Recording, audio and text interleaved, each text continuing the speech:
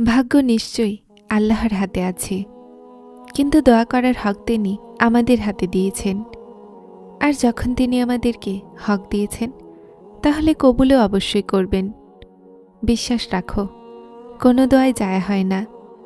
প্রতিটা দোয়া আল্লাহর কাছে যত্নে রাখা থাকে, যেটার উপরে তিনি উত্তম সময়ে কোণের মোহর লাগান। মনে রেখো, আল্লাহ খালি হাতে ফেরানোর জন্য তো আর তোমাকে তার দরজায় নিয়ে যাননি। দোয়ার মাধ্যমে তো পাহাড়ও খণ্ড বিখণ্ড হয়ে যায়। দেখে নিও তিনি কোন বলবেন আর জলদিই বলবেন। তাহলে তার কোণে হতাশ হও না। ভাবো তিনি কতটা ভালোবাসতে পারেন, যিনি মাকে বানিয়েছেন। মায়ের দোয়ার তো পুরো দুনিয়া এক হয়েও মোকাবেলা করতে পারবে না, কেননা মায়ের দোয়া ভাগ্যকে ঘুরিয়ে দেয়। আর যা নসিবের মাধ্যমে পাওনি, দেখে নিও একদিন তুমি সেটাও পেয়ে যাবে। তোমার ভাঙা হৃদয়ের চিন্তা করো না। যিনি এই হৃদয়কে বানিয়েছেন, তিনি এই পুরো হৃদয়কে ঘুরিয়েও দিতে পারেন আর জুড়েও দিতে পারেন। এটা ভেবো না যে আল্লাহ তোমার দোয়াকে রদ করে দিয়েছেন।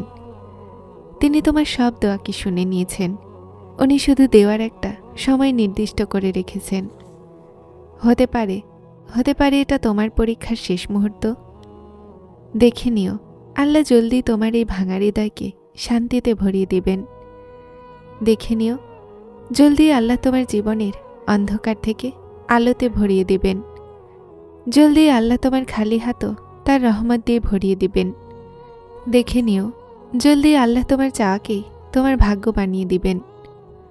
আল্লাহ তোমার অসম্ভব দোয়াতে কোন বলে দিবেন। যিনি তকদির লিখেছেন, তার কাছে তকদির বদলানোরও ইখতিয়ার আছে। অসম্ভব শুধু তোমার জন্য। আল্লাহ তো সমস্ত অলৌকিকতা করতে সক্ষম। যদি তুমি এটা জানতে চাও যে তুমিও কি সেই সৌভাগ্যবান, যার পরীক্ষা আল্লাহ শীঘ্রই শেষ করে গায়েব থেকে অবাক করা কোণের নিশানি পাঠাতে চলেছেন, আর তোমার জীবনের সমস্ত বাধাকে সরিয়ে অগণিত খুশি তোমার তকদিরে দিতে চলেছেন, তাহলে শোনো, ওই রহমানের রাহিম জমিন এবং আসমানের একটা হকের সাথে তৈরি করেছেন, এবং তিনি তার মাকলুকের সমস্ত প্রয়োজন সম্পর্কে অবগত। আল্লাহ তাআলা নিজেই কোরআনে বলেছেন, বলে দিন, তোমরা যদি মনের কথা গোপন করে রাখো অথবা প্রকাশ করে দাও, আল্লাহ সে সবই জানতে পারেন। আর আসমান ও জমিনে যা কিছু আছে, সে সব কিছুও তিনি জানেন। আল্লাহ সর্ববিষয়ে সর্বশক্তিমান। জ্ঞানীদের জন্য এই কথাগুলোতে রয়েছে শিক্ষা।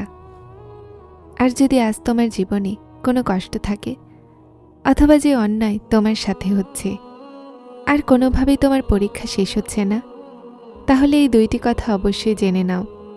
একদিকে তোমার ব্যর্থতা, আর অন্যদিকে মঞ্জিলে পৌঁছাতে না পারা অনেক সময় তোমার পথে অনেক ধরনের সমস্যা এনে দাঁড় করায়।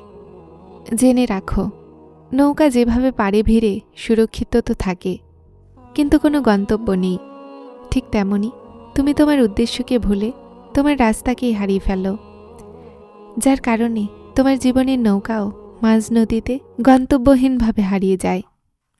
আল্লাহ তাআলা নিজেই কোরআনে তোমাকে এটার জবাব দিচ্ছেন। তুমি কি দেখনি আল্লাহ সমুদ্রকে তোমাদের কল্যাণে নিয়োজিত করেছেন, যাতে তার আদেশে তাতে নৌযানসমূহ চলাচল করতে পারে, এবং যাতে তোমরা তার অনুগ্রহ অনুসন্ধান করতে পারো ও তার প্রতি কৃতজ্ঞ হও।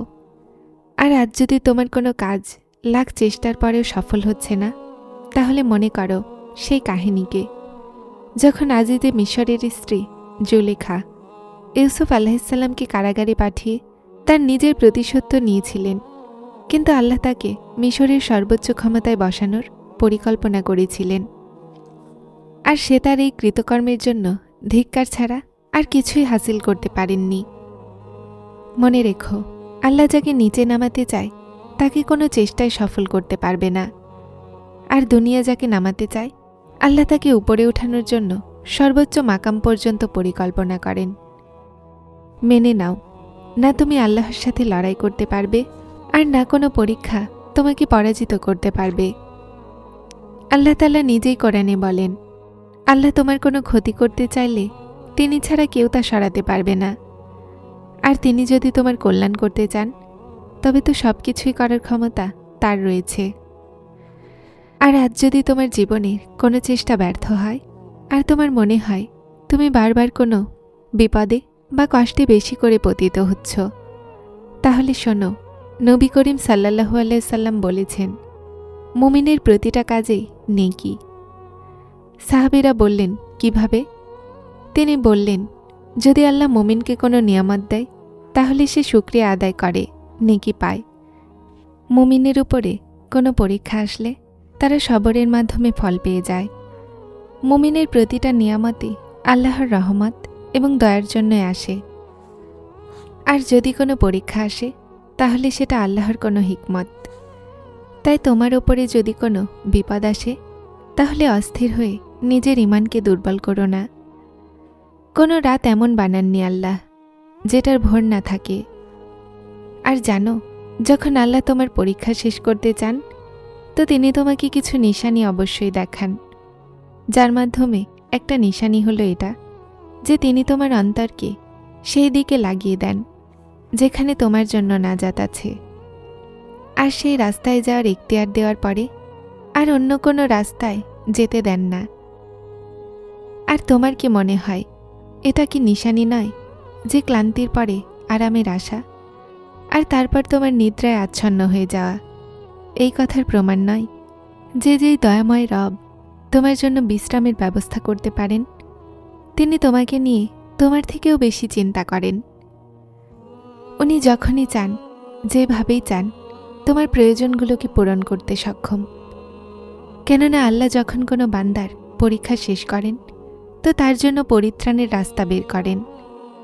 কোরআন বলে যে আর তার নিশানির মধ্যে আছে তোমার রাতে আর দিনে বিশ্রাম করা আর তোমার তার ফজলকে তলাশ করা। আর যদি তুমি গায়েবী সাহায্যে তল্লাশে আছো তাহলে শোনো, তোমার রাস্তা যখন দৃশ্যমান হয়, যে যখন তুমি নিজেকে খোঁজার জন্য আল্লাহর রাস্তায় চলো তখন আল্লাহ তোমাকে তার গায়েবী সাহায্যের মাধ্যমে সেই সফলতা দান করেন যা তোমার জীবনকে খুশিতে ভরিয়ে দেয়। মনে রেখো, সৃষ্টিকর্তা সব কিছু দেওয়ার জন্য সৃষ্টি করেছেন। তুমি শুধু নেয়ার যোগাযোগ কায়েম রাখো আর নিজের ক্ষমতার উপরে অহংকার না করে আল্লাহর ক্ষমতার উপরে পুরোপুরি বিশ্বাস রাখবে। তাহলে শীঘ্রই তিনি তোমার জীবনের সমস্যাগুলোকে সহজ করে উত্তম জিনিস তোমাকে দান করবেন। আর যখন আল্লাহ তোমার পরীক্ষা শেষ করতে চান তো এই অবাক করা নিশানি প্রকাশ হতে শুরু করে যা তোমাকে মজেজা পর্যন্ত নিয়ে যায়। যারা চ্যানেলটিতে নতুন এসেছেন তারা এই স্পিরিচুয়াল কোড চ্যানেলটিকে সাবস্ক্রাইব করে আমার সাথে থাকুন। আসসালামু আলাইকুম।